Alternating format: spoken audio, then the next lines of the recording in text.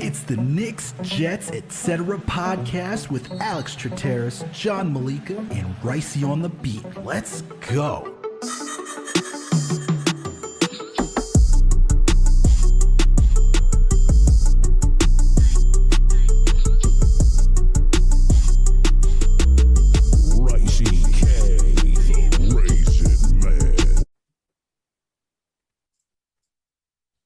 What's good, everyone? Alex Trataros here with another Jets episode of the Knicks, Jets, etc. podcast.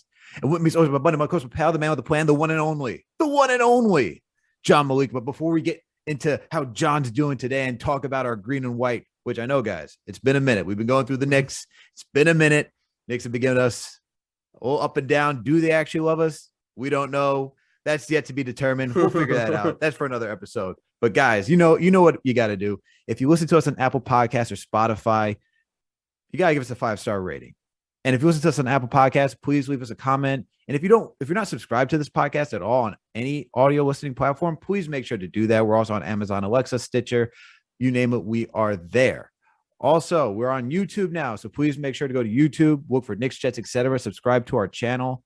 And that way you can see these beautiful mugs all over the place if you want to hear us talk about Knicks, Jets, or whatever. And while you're over there, please make sure to check out Winning Picks Weekly.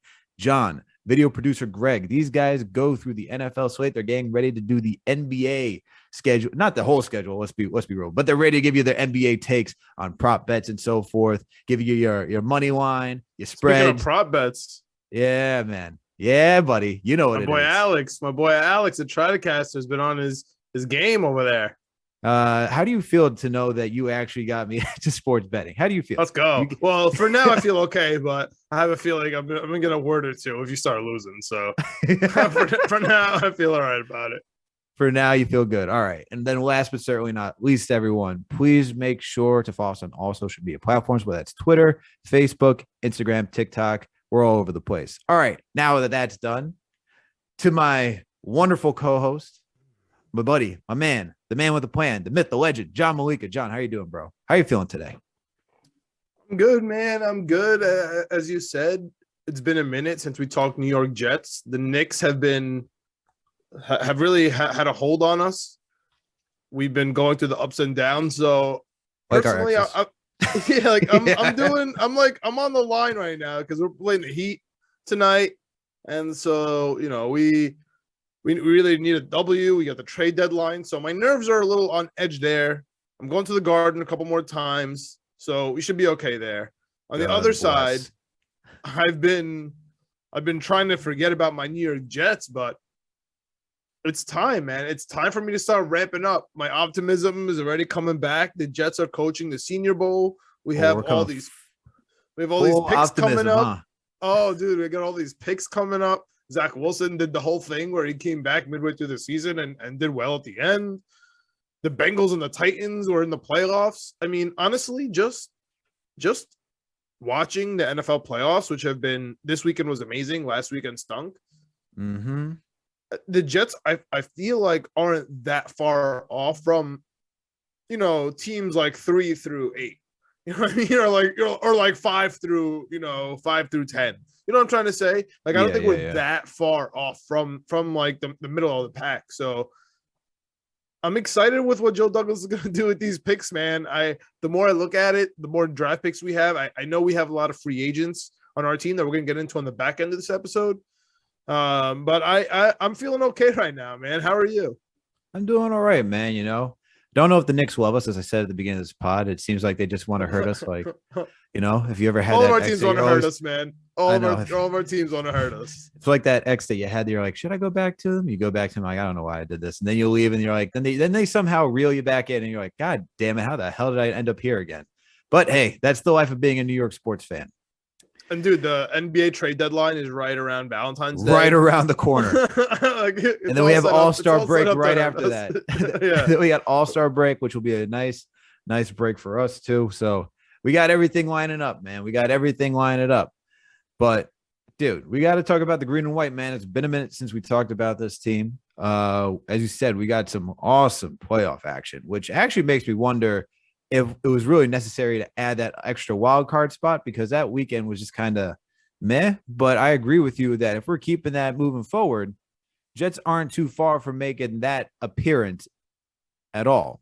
But, dude, let's talk about this green and white, man. How do you feel about this season? I know we did like a recap the last time we kind of did a quick recap after we broke down when the Jets played the Buffalo Bills. But now that the hurt, Literally broke the down. pain, yeah, literally broke down. Now that the season's over, we've had some time to think about it. We have not at all been emotionally influenced by our New York Knicks whatsoever for this.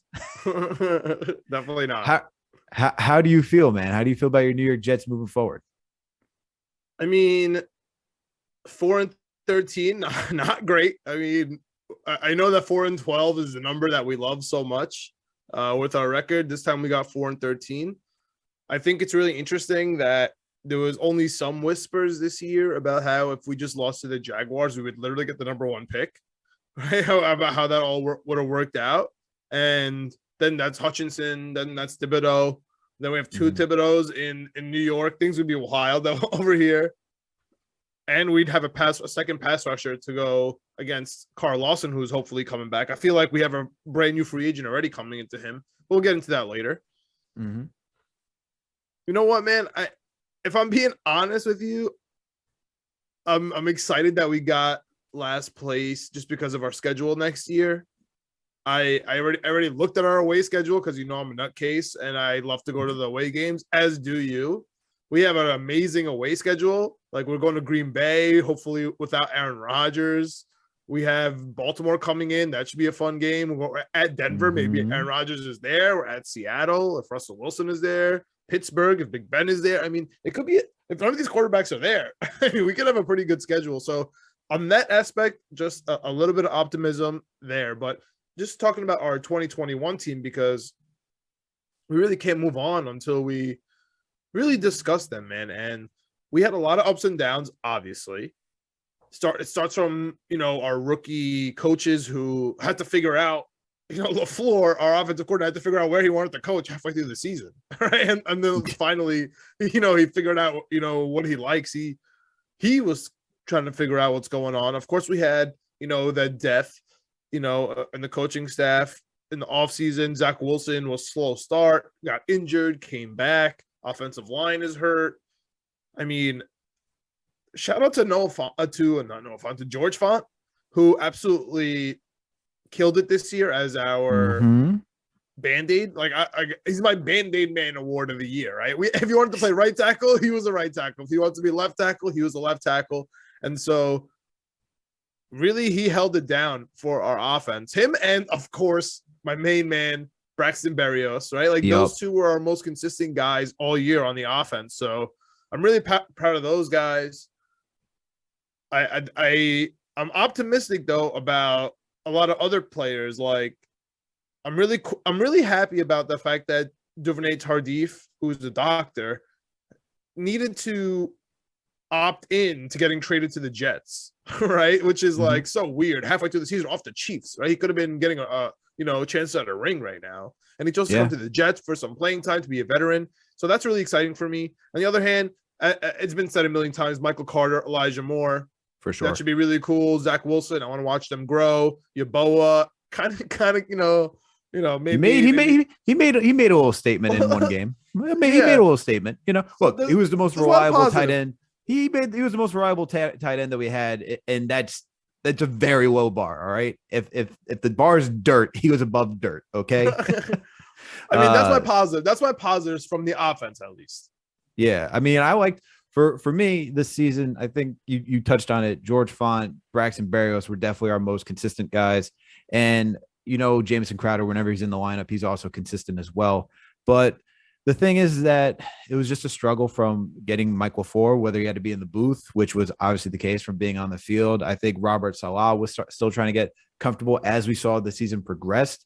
He started to let his emotions out a little bit more, kind of that guy that we saw in San Francisco, not the full extent where he needed to hire somebody to hold him back, which I would like to see that guy just be a little bit more like, I know you need your head coach to be a little cool, calm, and collected on the sideline, but I want to see that passion. I want to see that energy, get the guys riled up.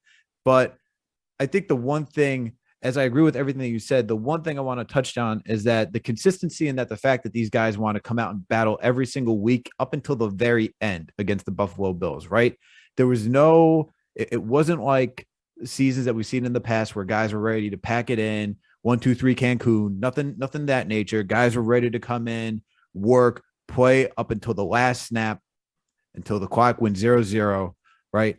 That's something you got to give to coaching. I know everyone's in this space where you're not sure. Do you actually want to like Robert Saleh? Do you not want to like him? Obviously Jets fans have higher standards at this point because we've seen this team lose for over a decade. There are Jets fans out there that have higher standards when he came in, man. And I think expectations, not higher standards. Yeah, fine. We'll put expectations, higher expectations. Our fine. standard is very low. We're 500. I mean, we're running around in circles. You're right. Fair enough.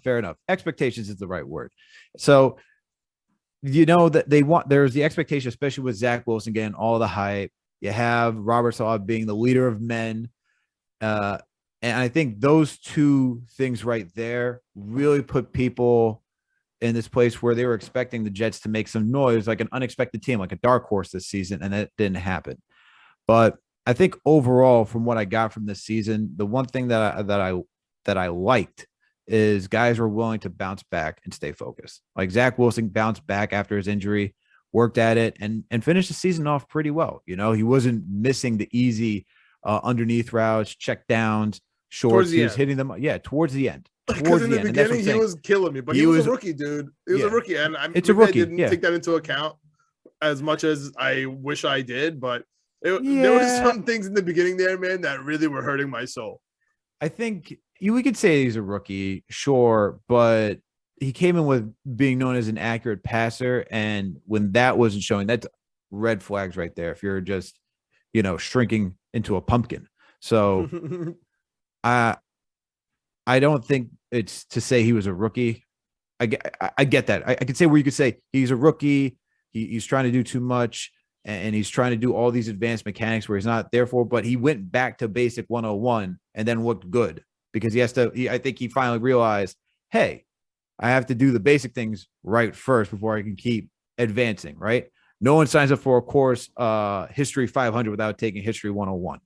But I think it's not that I think, it's what I did like from this season is that the fact guys were able to bounce back, stay focused. We could talk about CJ Mosley and how he played good for having literally nobody next to him in the linebacker core. Yeah. You could talk about how the front seven did a pretty decent job. We saw the defense waver, have some good games, have some really bad games, and goes same side for the offense. It was a true Jets season, but staying consistent, guys willing to bounce back. That's where I'm gonna lead for that.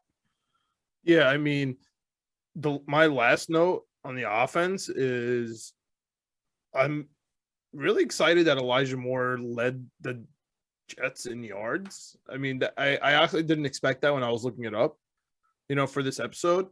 But Corey Davis was right behind him and he missed half the season. So maybe it's not saying that much. I really liked what I saw from the wide receivers when they were able to mix it up. I really only like Elijah Moore and Berrios, though, and everyone else is expendable. I know Corey Davis is with us for at least another year, but the tight ends, dude, we touched on the tight ends, and we're going to get to free agents, but we really need to upgrade at Croft. I mean, as much as I actually don't mind him getting him back on the squad, him and Yeboah, and then we'll talk about where we're going to find that number one tight end. That's kind of where I want to go with it. Or if we draft an Ingram, but then he doesn't block. So yeah, we'll get to that later. I don't want to go into too much of a rabbit hole with the tight ends, as I've been freaking out about it all year. But yeah, switching to the defense, dude.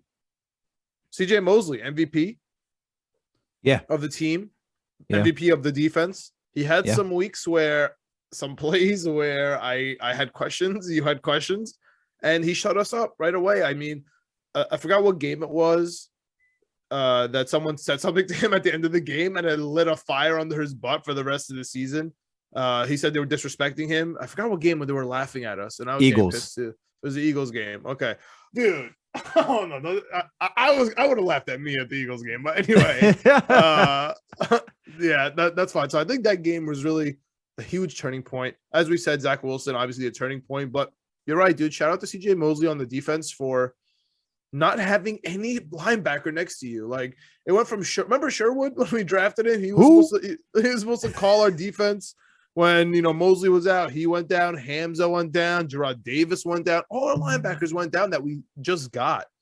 And Cashman, who was there before, he's out all the time. And so he really had no help. And that was really, really important for us to see, right? Because something that Bart Scott always talks about on, Bart and Allen, who, are national TV, but we always are boys from when they were in New York days, good old days. Bart Scott always talks about how linebackers in free agency get overpaid.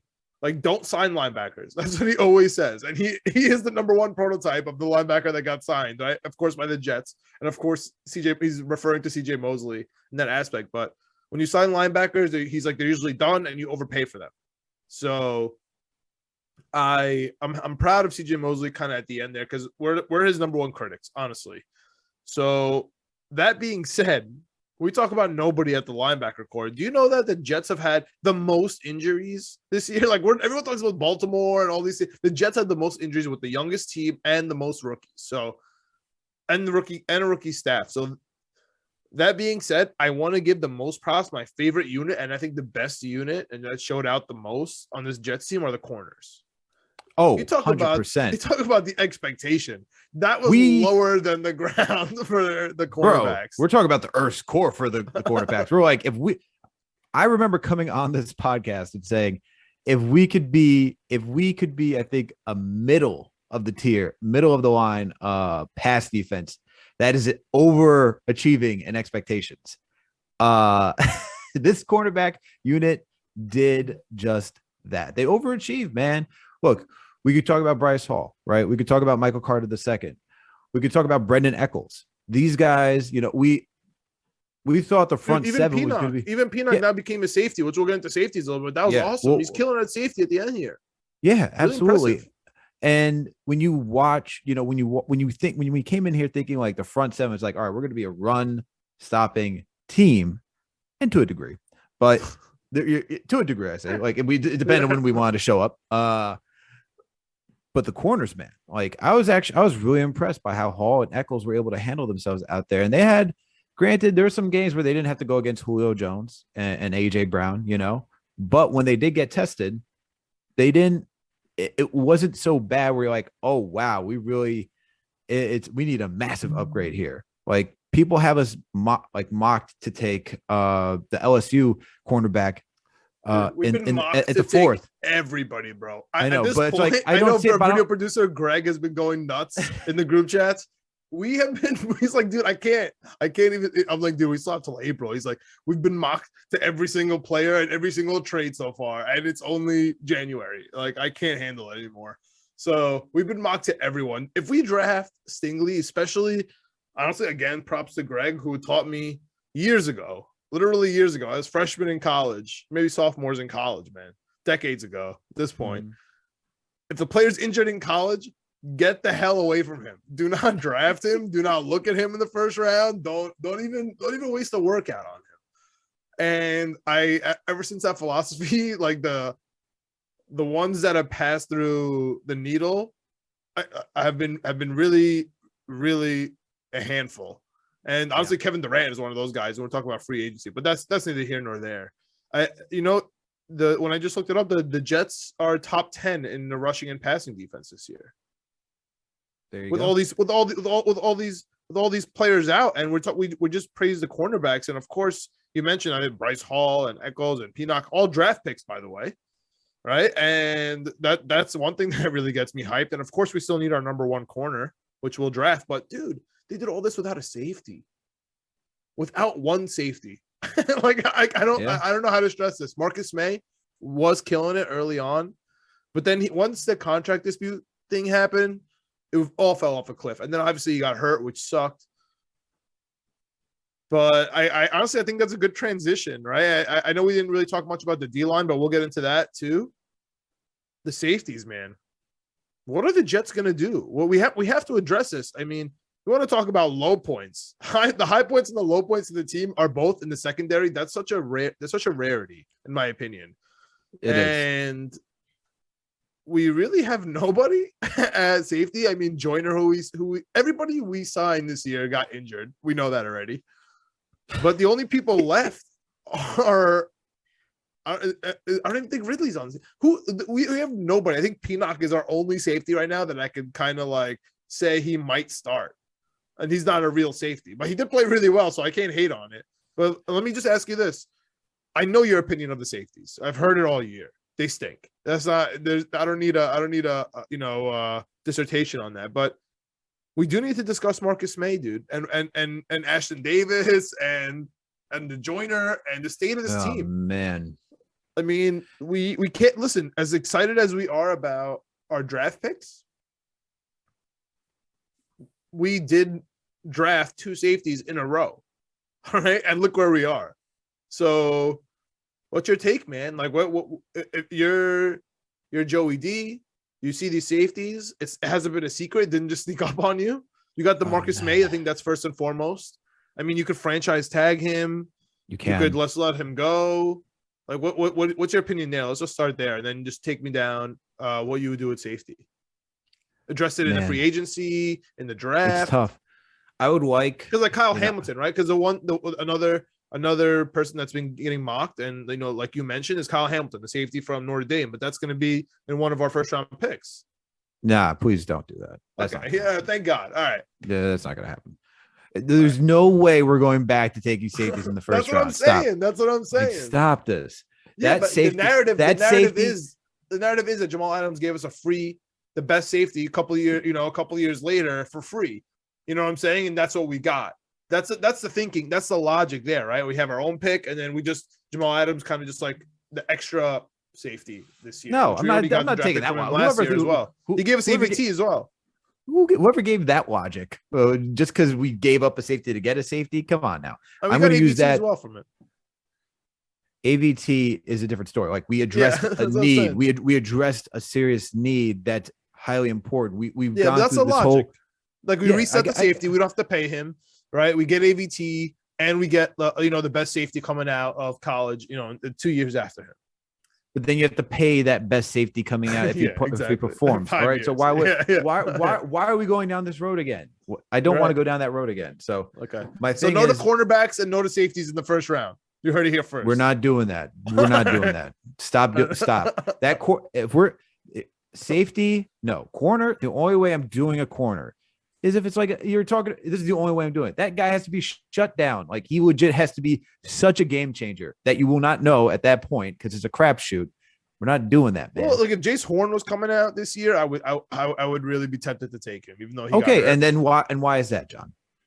Because he's number one, bro. There you go. That's what I'm saying. Bryce Hall would be so sick. I know. We're gonna get into the corners. We're gonna have our Senior Bowl pod coming up next week. We're gonna have our draft pods. We're gonna break it all down. We'll go through the free agency, but we're just trying to keep it on our guys right now. And if you don't want to address it in the draft, here's what about our guys? Are we gonna keep our guys? So you asked me about Marcus Maye. Let me get into Marcus Maye. Yeah. So for Marcus Maye, this is tough, man. We discussed this even at the end of the season. Ad nauseum, bro. I even wrote an article about it. Ad nauseum, we've been talking about Marcus Maye. Look, man, you did, and you got some heat for it too. But that's another story we won't get into on the podcast. But the ideal situation is what we discussed, right? You get him on a franchise tag for a bargain deal, come back, make the team look good, that they invest in their own guy. Not that much of a bargain, huh? It's not that much of a bargain. He's making. I know. He's gonna make like 13 mil. It's a lot of money. I know, but you hope that he comes back, gives you some stability, and then whatever. We discussed that. That's what we discussed. Oh, it's disgusting. But here's the thing. Here's what I'm saying. I'm not gonna go that route. I actually have thought more about this. Just cut ties, man. Just let's move on. You gotta. Let's move on. Let's not do this. The DUI that was not reported. Oh, I forgot about that. Yeah. So I think all of that together, the way the agent handled the situation too, we all this combined is like, I like Marcus Maye too. Like I wanted Marcus Maye to be this guy. Like I'm always, me, I've said it. I'm like all pro paying guys. Like they deserve it. They have a short window. The NFL is the shortest of all sports when it comes to windows for guys getting paid. Okay. Sure. It's millions of dollars, but we're talking about life-changing millions of dollars to help families. Okay. So I'm always about it. But with everything else that's transpired with Marcus Maye, I don't think you could do that. I think it's just better to cut ties. Say, you know what, you go your way, go rehab. We'll go our way. We'll do what we got to do, and keep it pushing, man. I think that's what you got to do at this point with Marcus Maye. Now, Joyner, on the other hand, 0.8% of our snaps this year. 0.8. I know, and the only reason nice paycheck I'm saying for that, bro, $2.5 million. Right? Yeah. So even though he didn't play much, 0.8%. yeah, 0.8%. Yeah, to be exact. Why not? One more time. See what happens. So ridiculous. Just have depth. Bro. Have depth. Just have depth, man. I think he's fine to have a depth. Yeah, I guess he's 32. If you even tell me that he's the starter going into week 1, like it's a wrap. And then we have no hope, because by week 8 he's going to be out, and then what? We're going to need Ridley back here. I think he's a restricted free agent. We're going to need him back on a short deal. I'll take Joyner back on a short deal.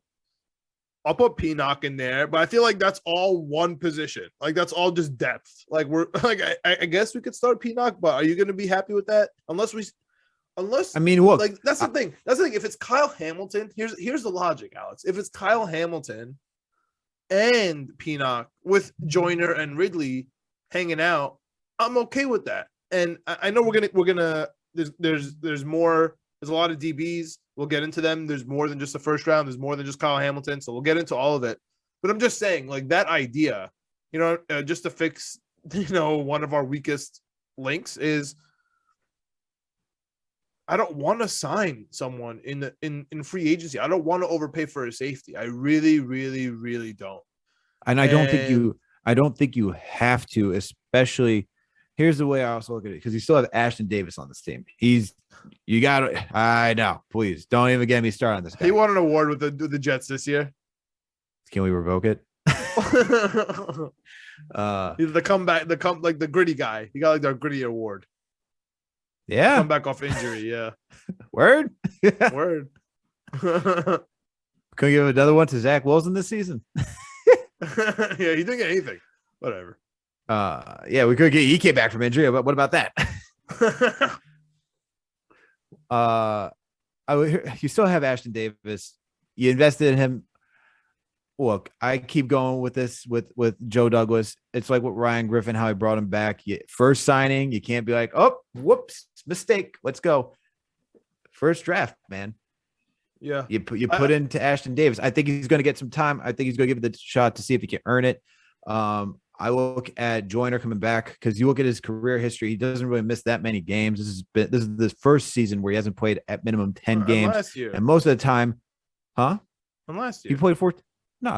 He played 14 games. I thought he was injured last year. That's why we got him. Oh, he was just in the wrong position. Okay. Yeah, wrong position. He played 14 games for the Raiders. Same 2 seasons ago. So he's played most of his games. He's pretty decent. He's nothing that you go writing home about. He's been a good, like, solid average safety, above average safety on some nights. So I think you could bring him back. There's guys have their fluke.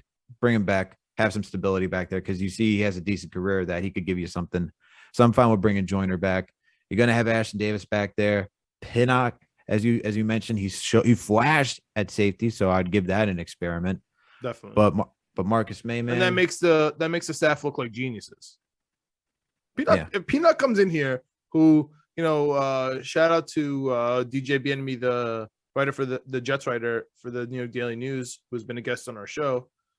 He loves Pinnock. He loved him from early on, from Pitt, right when we came out. So I'm excited about that. So just to wrap up here, we got kill Marcus Maye, we got sign Joyner, and we got Ridley in the middle here on the shaky with the restrict. He's a restricted free agent. I think he's gonna come back. We got Will Parks, who he was basically free. I honestly do expect him to come back. He played pretty well. Even though he got less than 10%, just like not a starter, you know what I mean? Just depth. Like we had nobody, man. So I guess I just watched so much of these safeties. But let's go into another really injury riddled unit, And they don't get enough credit, dude. Our D-line does not get enough credit for them being able to pull it together, even though everyone got hurt. But unfortunately, we got some guys, some guys who honestly are near and dear to our heart, right? We got Kyle Phillips, restricted free agent, who, I love Kyle Phillips, but yeah, he didn't have a great year with the new regime. I wonder how that's going to go. We got Fatukasi, and we got... I hope he comes back. Well, him and Nathan Shepard cannot come back. Like, one of them has to go. I know, and that's the worst part about it. So that really is tough. And we didn't mention our another cornerback just because I don't think we're going to go back to the secondary, but another guy near and dear to our hearts, Javelin Goodry, who was one of the fastest guys at the combine. Remember, he had some bad days at slot corner, some good days and some bad days. If we can get him back on the cheap, I'd be down. But he played almost half the snaps this year. You know what I mean? Like, talking about continuity, give the guy a chance. It was with his first, regime. And as we see with San Francisco, and as you see with the Jets, we play a zone defense. Like, we all stay together and we play the zone defense. So these kind of players could advance in this type of system. But just jumping to the D-line, we got Shepard and we got Fatukasi. Any thoughts on those guys? And Phillips. Any thoughts on those guys? Oh, man. Oh, no. I feel like I want... Kyle Phillips is restricted. That's the only thing different about him. So I feel like he might come back just on a cheap deal, but he really wasn't effective, dude. Yeah, and that's why I like Fatukasi. I feel like Fatukasi is a better run stuffer than Shepard, and I'd rather have him back, but it's going to cost you money to bring Fatukasi back. Yeah, he's got to get paid for what he does. And what are you expecting? Like, it's so tough. Probably 10, 11, 12 million annually is what Fatukasi is looking at probably. And like, I like him because we're talking about stability on the defensive line, especially when it comes to run stopping. But it always comes down to the money, man. I know. We're gonna say that's gonna be a theme because we got a couple of guys that we're gonna have to start paying here, and it's gonna come down to the money. But we're gonna have to splurge. And I honestly, I think we could kind of take the cheap deal on Nathan Shepard, but I don't know, dude. Yeah, I don't know. I don't know what we're gonna decide there, to be honest with you. But I think Fatukasi is gonna be gone. I think he's gonna get too much money. I think you're right there. Anything else on the defense before we move on to the offense with our own free agents? Gerard Davis. Get rid of him. He's got to come back. No. Okay. Really? He's got really. All right. He has to. Let's hear it. What's the case to bring him back? Alex, we have no linebackers. Like, we have none. So if Gerard Davis wants to come back, play with Mosley, likes the team, knows the system, he got paid $5.5 million to play 15%, around 17.5% of the snaps to be exact. He's still young. He's younger than Marcus Maye. Like, he's okay. Like, let him play let the guarantees be low, right? Have him more of the snaps because now this is the second year that he's injured. He was injured off the Titans. So we need him back, dude. We don't have no linebackers. Like, he's our only linebacker free agent. We're gonna let him go. like we need something. Hey, man, talk about Q Will's brother, Quincy Williams, man. When Gerard Davis went out, we got Quincy Williams instead. And honestly, he's gonna be there. But he has plays where he looks so confused. Like, he just looks so out of place. But then he has plays where Gerard he blows Davis it up. comes back. Gerard Davis comes back and he looks like he's a mediocre man. It's like, yo, we had such high expectation for him. Like, Quincy Williams, for a guy coming off the street, you're like, oh, like, if we're comparing it for like what the value was and what the expectation were, Quincy Williams comes out of nowhere. You're like, oh, wow, this guy's busting his ass to go make plays left and right. Literally, sure, he has a mishap.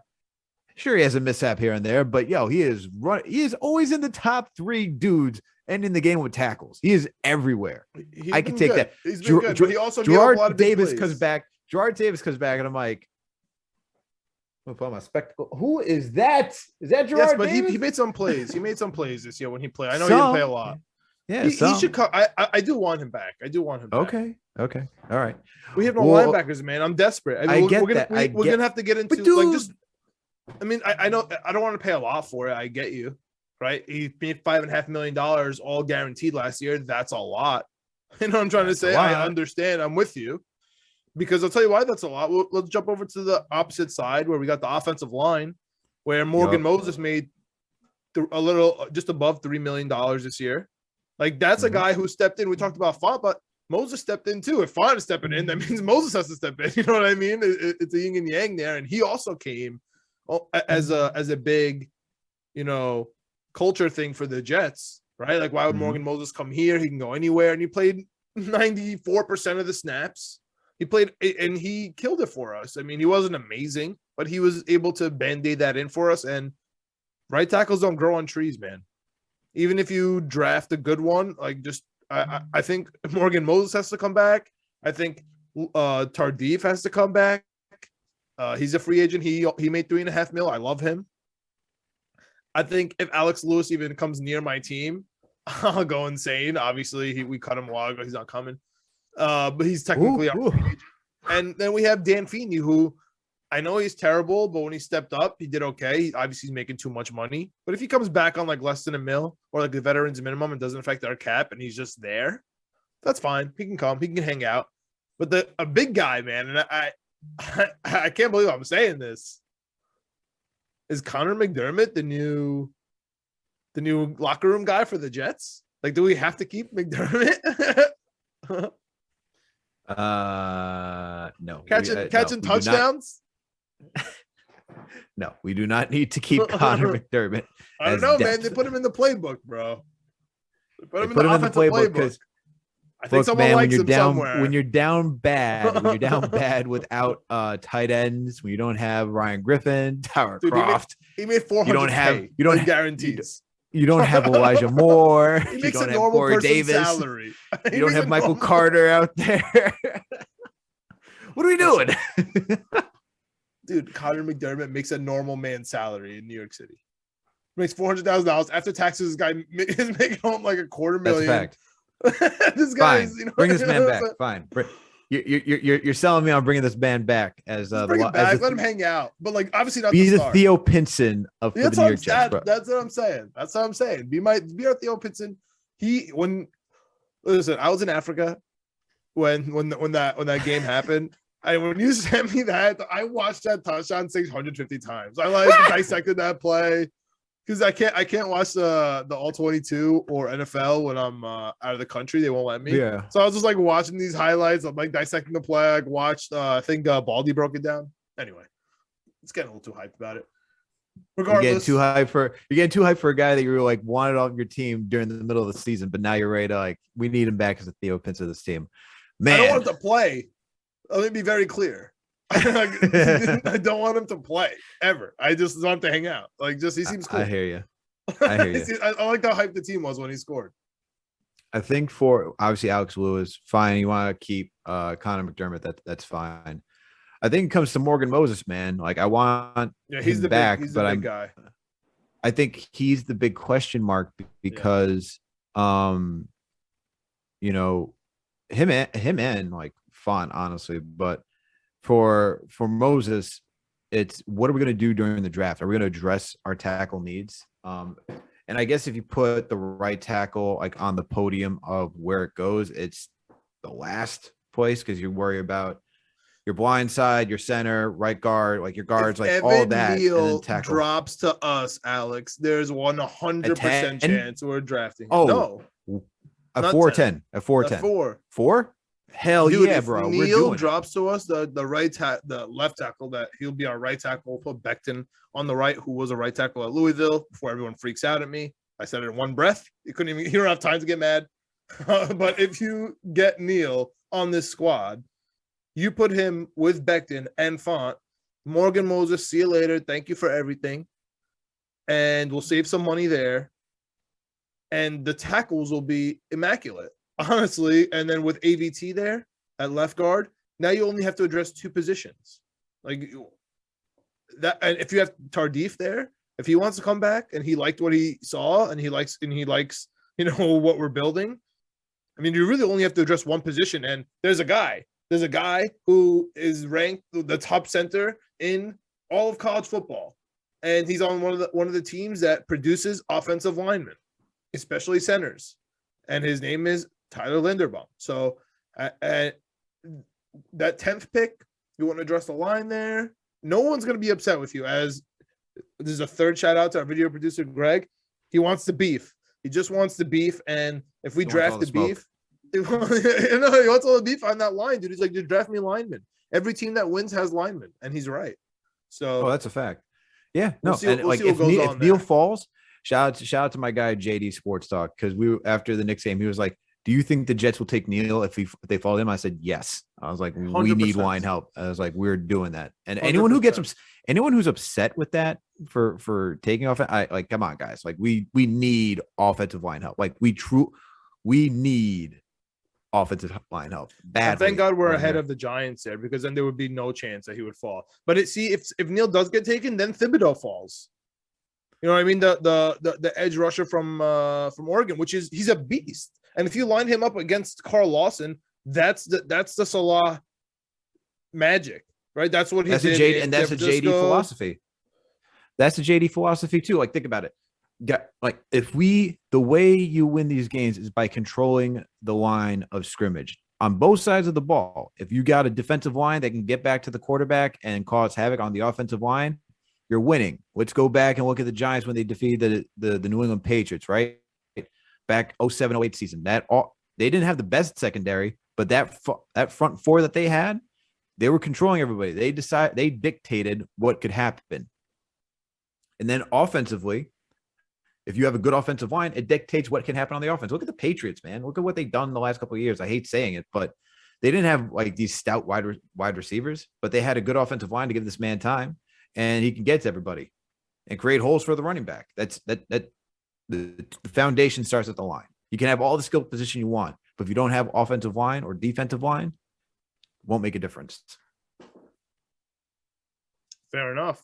You want to jump to running backs? You mentioned them. We got a couple. We got a couple on the block. I thought it was more than Coleman, but it looks like it's just Tevin Coleman here. Nick Bowden, but he's our fullback. He's not going to come back. I thought that. Okay. Come on, John. Austin Walters is chilling. Chilling, man. Oh, I didn't know that. Okay. I thought that's what I was about to say. We need him back, at least in chilling, chill. bro. So we got Michael Carter. He's obviously a liability on the third down. That's really what Tevin Coleman was for. Tevin Coleman, obviously not your daddy's Tevin Coleman, right? That played fantasy for you. He's not that guy. He's not walking through that door. And I guess he's free though. So I'll take him if he's free. Yeah, I'll take him. But the problem is sometimes it's not all about the money.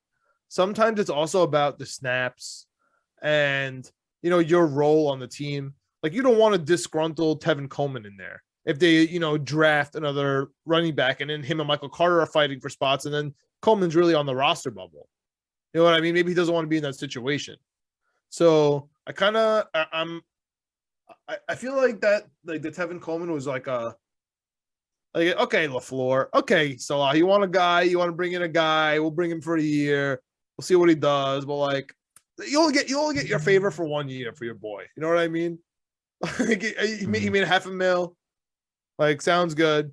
Like, I don't see him coming back until maybe like the end of free agency, like during training camp, where if someone gets hurt or if he still can't find a job, like getting Tevin Coleman back, he knows the system type deal there. That's the only really opinion I have there. And I kind of feel the same way by Tyler Kroft.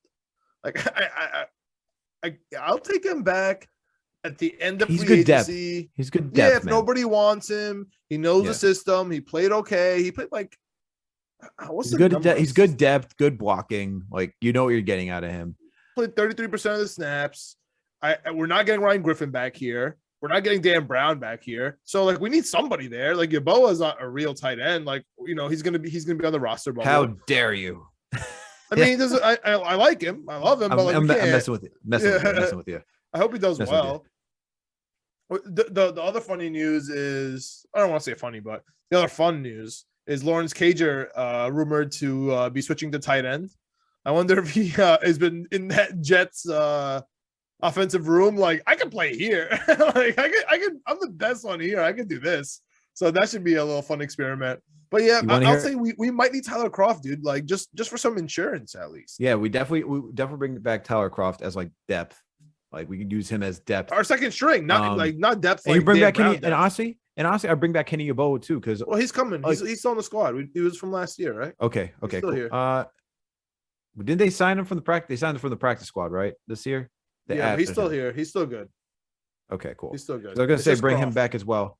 I was gonna say bring him back as well because even with the little bit of flash that we saw towards the end of the season, I think it's enough to say, let's give this guy a little shot in the next offseason, see what he can do. You know, because sometimes when guys flash like that, they need a little bit more, and you want to, let's put them under a bigger microscope, see what they can do. But just since we're on the tight end subject, and just to tell you how well Joe Douglas fleeced the Vikings. Do you know how many targets Chris Herndon received this season? He got a touchdown, right? I think he got a touchdown. I want to say he got single digits. For some reason, the word number 9 is sticking out to me. But I'll say he had 13 targets. You said he has 13 targets.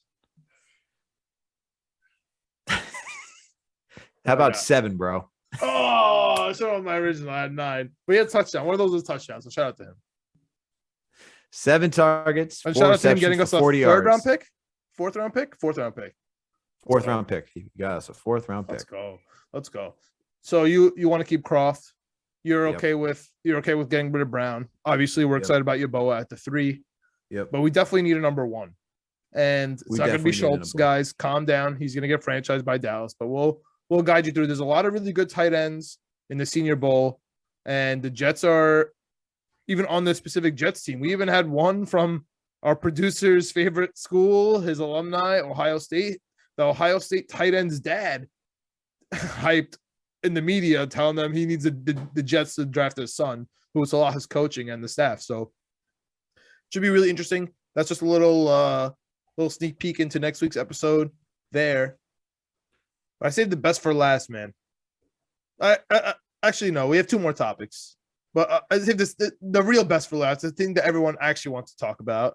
And he's our only all-pro, and that's Braxton Berrios. Berrios. He has been like the joke that when I say I love Braxton Berrios, he's our guy. He's our wide receiver. Everyone laughs at me. The guy he's literal all-pro. It comes at a great time for him.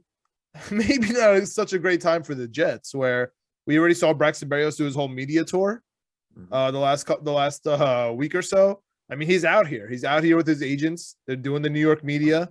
They're trying to get paid. He wants a nice extension. This might be his only contract that he ever gets. Is he the first Jet ever to get in as a both kick returner and punt returner? He might be as an all-pro in the same year. I mean, probably. He deserves everything. The question is, are you going to pay more than Corey Davis? Braxton Berrios should definitely be able to come back for $5-6 million a year, man. Like, dude, he makes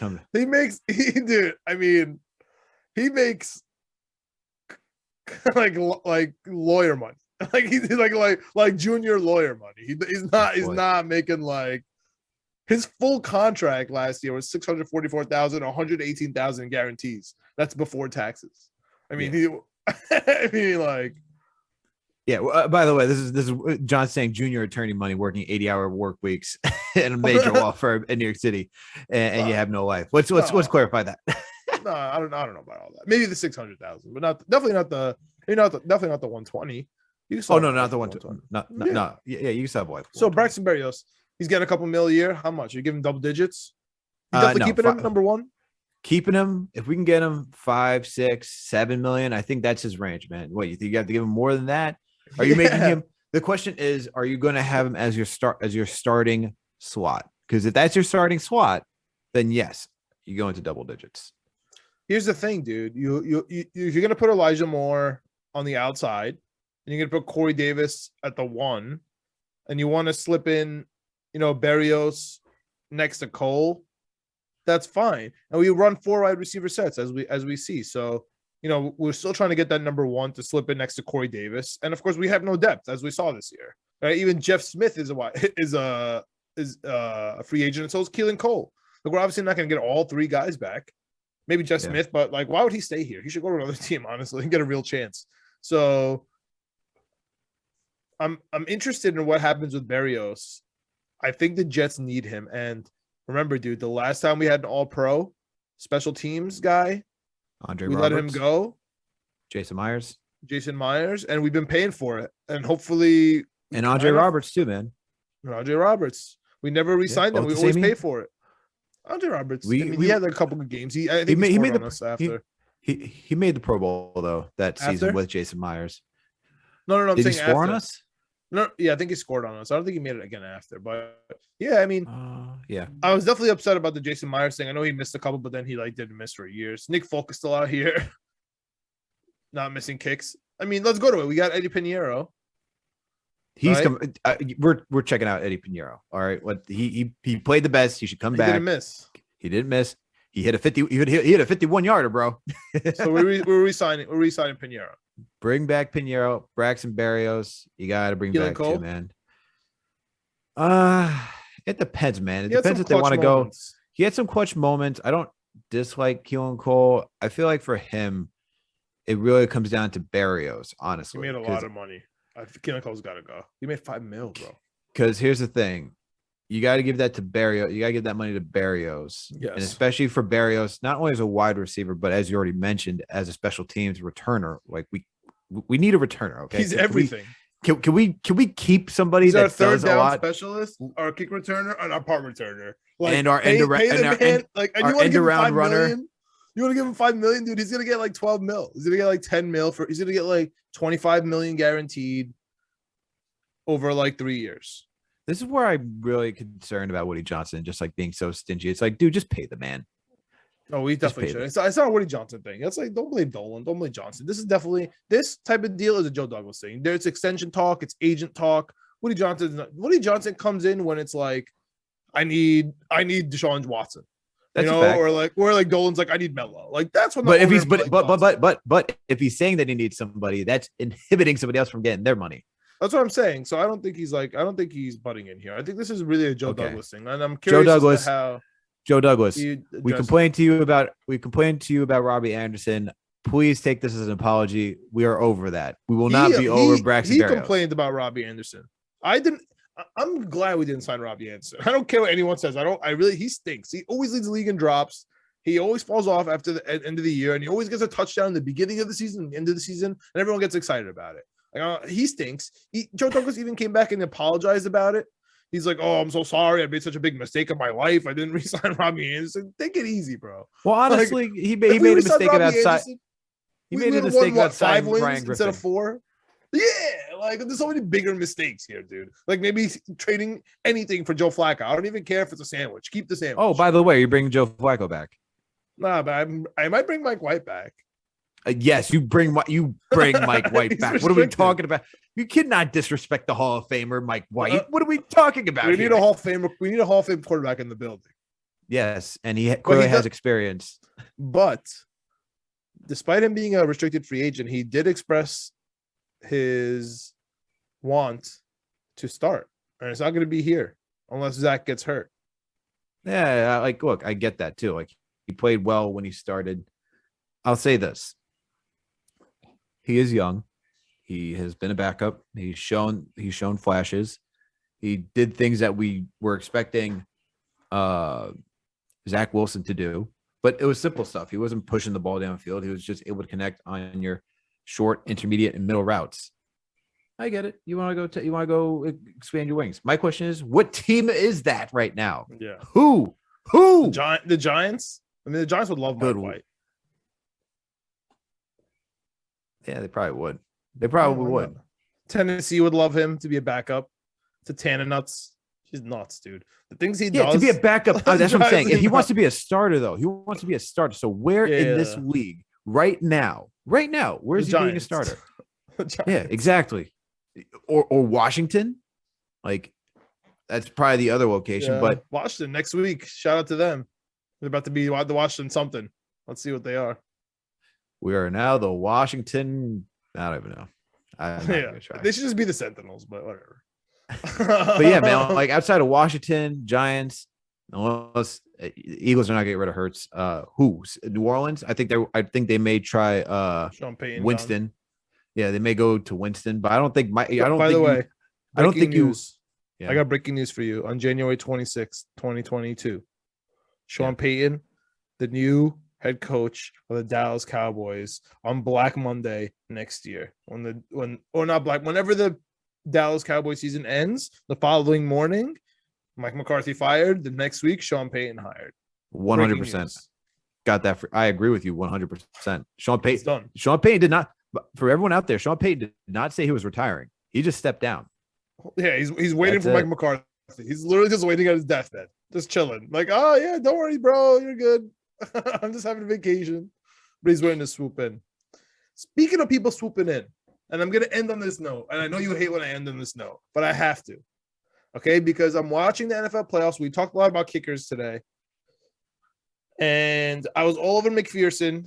Drafted McPherson, the kid from Florida last year, and he's been killing it this year, right? He's like, oh my goodness, this kid coming out of nowhere. He didn't come out of nowhere. He's killing it in college. We wanted him. It's not a joke. There's a difference between drafting a kicker in the second round, like the Buccaneers did, and trading up for him, and using a 5th to 7th round pick to draft a kicker who is breaking records. And with that being said, there is a kicker out there, but he's a punter. You know how I feel about kickers. Matt Raisi breaking almost every single record for punting in college football this year. Literally almost every single record for San Diego State. If we cut Braden Mann, he's going to cost us $40,000. Like, I don't even think that paperwork would come to the desk of Joe Douglas. I think he would just have his intern sign it. Oh, man. Braden Mann had some really tough games. We've been defending him. He was injured. Mm-hmm. His stats kind of don't lie. He's been on the bottom, really, of punting stats, even when he was in. He does have some shining moments. But, dude, did you see the 81-yard punt that he had the other day at Matt Raisi? Dude, the guy is a monster. He's got a leg. I really high-key want to draft Matt Raisi with one of our late draft picks. He didn't say low key. He said high key. No, high he key. said I'm not hiding this. I'm making it known. This is going to be one of those guys that are highlighted for me, and I'm just staring at. Like last year, I haven't gotten too deep into the draft, but last year, the two guys that really burn a bright thing in my brain are Zaven Collins. I had my eye on him. Trey Smith, Wyatt Davis, those guys. I was staring at all year. All through the draft, and I still am so pissed that we didn't get Trey Smith, but whatever. He literally went the 5th, 6th round for what? And he's one of the best. He's literally might go to the Super Bowl. He's gonna go to the Super Bowl. It's just annoying. Anyway, two guards on the Kansas City offensive line were supposed to come to the Jets last year, and they're going to the Super Bowl. And Joe Thuney, who got $1 billion, and if we got Trey Smith, Joe Thuney got paid. They fixed the whole offensive line though. They fixed it. He does. Bro, it was so funny. I think when we were discussing that, I was like, could we get Joe Thuney? I think and when you're that caliber, it's like, look, man, I have the opportunity to go to be on a Super Bowl contender or a rebuilding team. I'm going to a Super Bowl contender. And they got paid. He didn't compromise anything. Yeah. Taxes are lower. Go ask James Harden. He wants to get the hell out of here. But yeah, that wraps up our internal question Jets for you though. Hold on. Yeah. When you're hyper focused on a guy that you want the Jets to draft, do you just do a cutout face and just put it on your wall and just circle it? No, dude. But that's the diehards. I know video producer Greg. He really got me into it. I'll be honest with you. When we were in college, he would treat the draft day like it's a legit holiday. It's draft day from the very beginning. It's all about draft day. And then the draft day Drake song came out. And it was over from there. He's a big Drake fan, and I fell in love with the draft from there. So when there's a player that I fall in love with during my draft prep, I don't necessarily cut him out, but I'm not gonna say I don't Google his name 10 million times on Google. I'll just be round draft pick cons, So you're doing the pros, searching. You're doing the things. searching. You're Oh, doing the dude, searching. You're looking for everything. You're making I'm sure looking no stone is unturned. That's what any you're doing. player that I have my eye on, I read everything about. That's why All I'm right. like, I get really into these guys because a lot of them, Pause. like for example, shout out to the First Draft podcast with the ESPN one with McShay and Kuiper and someone else who's going off my mind right now. But they go into like the craziest details, and then like it makes me open up like a rabbit hole, whether it's YouTube, whether it's articles. Like they just mention a couple names here and there, a couple schemes, a couple this to look out for, and then like it just sends me on my way. Right. And then I find all these, I have all these subscriptions and I'm looking up here and there. And it makes the day because day one for the casuals, Alex. Right. Day one, everyone's there, especially the top 10, top 20, first round. And then the second round, like the first 5 picks, everyone's like going crazy. How's my team gonna draft this guy? What John is But, essentially dude, saying here is that he day is that 3, guy. He is that guy that stays at the bar until 3 a.m. when the lights come on. That is John. That is what John is saying for this. Dude, But when they're bringing up those names that are too fast for the ESPN anchors to get to or the NFL networks to get to on day 3, like where they're just like popping up names and I recognize those names, there's no greater rush. Like I'm like, oh my God, how did Trey Smith just go in the 6th round right now or 5th round, whatever it was? Like there's a rush there. And then that's how I know those players, right? That's how like as the year goes on, you start to like, oh my God, like, oh, this new offensive line for the Chiefs, where did they come from? Like, we know exactly where they came from. You know what I mean? Like it wasn't magic that they were able to like paste this together. It doesn't require magic to fix this New York Jets team. We just need a center. His name is Linderbaum. We have to get him. I think we're being a little cheeky. We'll get to it I think we're being a little cheeky with the wanting to move down from 10 to 13 so we don't make him like the highest, like the top 5 paid center in the league. I get that, but dude, just make him the top 5 paid center in the league. I don't care.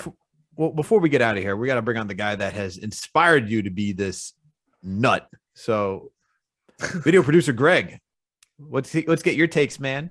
We hear how you influenced John on his draft knowledge and his draft holiday, baby. It's a holiday, exactly. It's the Final Four, or the first weekend of the NCAA basketball. It's draft day. There's a lot of holidays in sports, so it's definitely one of them. To John's point, when Drake put out that song, it made it even better. But it is a whole day affair. It's a whole weekend affair if you know what you're doing. So that's why I'm happy that John's become a day 2, day 3 kind of guy, not just a day 1 guy for the NFL draft, because it's fun having other people like that to watch these late, round picks and stuff like that. I get fired up about who we're taking in the 5th, 6th, and 7th rounds because those guys make a difference. Everything makes a difference on this team. Fact. Everything makes a difference in this league. So I'm excited, man. I mean, you guys just talking about this whole episode, it's got me fired up. It's got me thinking about who, what we got to get, what we got to do. So yeah. So who are you thinking, man? And I agree. The later rounds are the important rounds. Like it's not your team. The first 2 rounds you got to hit him out of the park. It's the 5th, 6th, the later rounds that you got to really. That's what really solidifies the team. So who are you looking at, man? Who do you want? We're gonna keep it easy though. We're not gonna go too crazy into like 5th, 6th rounds. You got your 2 draft picks, man. We got 4 and 10. Who you take? Yeah, so to kind of like what you guys are talking about, trying to keep it general, like my general feeling for this draft is gonna be focus on a position group and just get it checked off the list. Like to John's point about like Linderbaum or whatever at center, who cares? Just figure out the center. I don't want to worry about it. Just figure it out, get it checked off, and let's be done with it. So if it's offensive line and we go with Neal at 4, Linderbaum at 7, and we're just done with the offensive line. Oh my God. We bring back a couple guys and we're set. Then we're set and we're just done, and I don't have to worry about the offensive line for 5 years. I would love that. I don't want to ever hear the word "we need to fix offensive line." I just don't want to hear it anymore. You know what I never heard with the Dallas Cowboys had the best offensive line in the league? Oh man, we pay these offensive linemen too much money. No one ever said that. No one ever said, we drafted way too many offensive blue chip linemen. No one ever said that. So yeah, it's like, damn, I wish we had a crappier guard versus the Bills. Like, so we could have, I think Antonio Brown. I wish we had a crappier guard so our number 4 linebacker could be better. Like, no, like just figure out a position. And to John's point too, And Alex, you said it too. Defensive line, linebackers, secondary, all three levels for us on defense need to be a priority this year. I think offensive line needs to be a priority. So focus on one or two of those through the draft and through free agency, and let's just get it squared away. If it's linebacking, fine. If it's defensive line, fine. I think some of it's the draft has to come to us. So being in the 4 spot, we know there's 3 kind of blue chip guys there. So whoever's left is there, we take.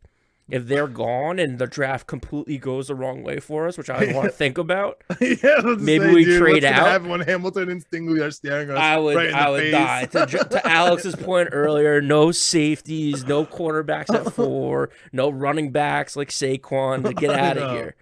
If anyone who drafts any of those skilled positions in the first and you don't have everything else settled, you're doing it all wrong. Stop! Don't say it out loud. It's gonna be the Jets, bro. It will not be the. You know what, Giants fans? No, not Giants fans. You guys are down bad. I won't do it. You guys are down bad like us. You know who should do it? who don't want to say it to? I'll think about that. Next episode, I'll tell you who to do it for. The Saints should get Al Hamilton. The Saints. Panthers, please.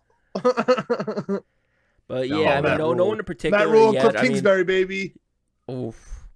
No one in particular yet, Alex. You know, there's some spots that I'm thinking about, but we'll get as this offseason goes on. We'll definitely be diving into more who we're looking for. I like how you guys started us off this offseason with just talking about the guys on the roster now or just recently off the roster, who we have to bring back, who we don't. John, one point that you brought up, which I thought was good, was Moses on the speaking of offensive line and drafting Neal. And, like, I don't know if you said it or if I just missed it too, but, like, Neal played guard at one point too. So if we don't bring back Moses, but we bring back Fant, we have Fant on the right, Becton on the left. Fant's here. Yeah, so then we can play Neal at the right guard if we need to.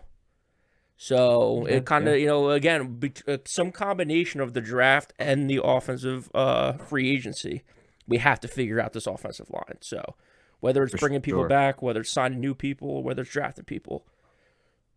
I guess the 4 controversial people, and we'll let you go off on here and kind of just rattle them off. But what do you think about Marcus Maye? Keep? Gone. Get rid of him.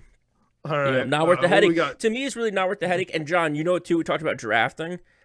What's my biggest thing when it comes to drafting? Injuries, bro. Injuries will find you in the NFL. Don't go looking for injuries. Yeah. Marcus Maye's hurt. Get rid of him. Move on. Find someone that's not injured. Okay, that's fair. Jameson Crowder and Berrios. Berrios keep. Crowder gone just because of the team. Just because of to Alex's point about paying him $5 or $6 million. I think John. I think you're more on the right track. Like it's going to be more than that. If you look at what we just paid Crowder, if he's going to be our true slot guy, like Crowder was supposed to be, I think we gave Crowder $27 million over 3. Yeah. So he's gonna want like 30. But that's the dude, thing. Honestly, like, he wants like my 10 question to 15. though. Like, are we? But that's my question, and I guess unless you got any more questions, like I don't know what the Jets want to utilize. Like Braxton Berrios has. Like I know he's everything, bro. He's our entire. I know he's everything. Teams. I get that. and our third down the last 2 weeks. He was doing end arounds, getting touchdowns out here. What are we talking about? This man can do everything. But then to the injury point, do you pay someone $10 million a year to be our starting slot receiver and then make him go back and do punt returns and kick returns too? Yeah, because we have Elijah Moore. Okay. For me, there's some insurance there where even if it's just like, Wes Welker, Edelman, like he is that guy. I'm sorry to put him in that box, but he is that guy. And they're game changers. Like we saw what special teams does, dude. Did you see the Green Bay Packers? Did you see the New York Jets this year? Do I have to say Alex Kessman's name on this podcast? Like the guy came out here, shot 2 extra points versus the Eagles, missed them both, and that was it. That was his entire stint with the New York Jets. He got a jersey with his name on it. That's what he got for being on the New York Jets this year. Like, I'm desperate. We need to sign Eddie Pinheiro because we can't mess up on special teams, man. Give me a kicker. Give me that punter from San Diego State. Re-sign Berrios and let's have a special teams, bro. Why are we signing a gunner for like $30 million and we don't have a kicker? Like, what are we talking about? And on that note, we can end this podcast right there. because we want you listeners to answer us that question. I'm But already thank you pissed. everyone for tuning in for another. Thank you everyone for tuning in for another Jets episode to the Knicks Jets Etc. podcast. Please make sure to give us a 5-star rating if you listen to us on Apple Podcasts or Spotify. And if you listen to us on Apple Podcasts, please make sure to leave us a comment and make sure to subscribe to our podcast. We're on all audio platforms outside of Apple and Spotify. We're on Google Play, Amazon, Alexa, Stitcher, you name it. We are there. On top of that, we are on YouTube as well. Search for Knicks, Jets, etc., and subscribe to that YouTube page. Make sure when you watch a video, hit that like button and hit that notification bell so that way you know when a new episode drops. And while you're there, we got Winning Picks Weekly. John, video producer Greg, they go down the NFL slate. They're now doing NFL playoffs. They're going to be doing basketball, NBA, baby. They're gonna get your takes ready so that way you can go out there and bet properly. And I'm going to hop on there because guess what? I'm doing prop bets and prop bets. And you know what, Massachusetts, you need to get betting legal out here, man. So I can start doing some Good money luck, lines. bro. Thank you. California and Massachusetts. Good luck. Thank you. and last but certainly not least, please make sure to follow us on all social media platforms. We're on Twitter, Facebook, Instagram, TikTok, you name it, we are there. All right, everyone. Thank you for tuning in for another Jets episode of the Knicks Jets Etc. podcast. We out. Let's go Jets, baby. Jets, Jets. Senior Bowl episode next week. If you're still here. No chance you're still here. But Senior Bowl episode next week.